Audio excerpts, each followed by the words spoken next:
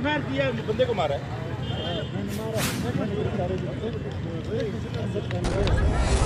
बंदा मर गया।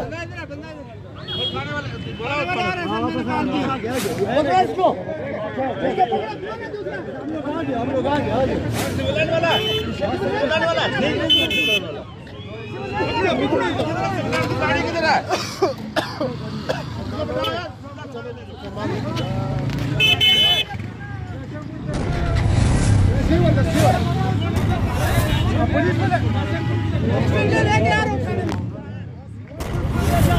तकरीबन 9:20 पे जो है कचहरी गेट ओल्ड गेट पे जो है फायरिंग की आवाज़ आ गई एकदम।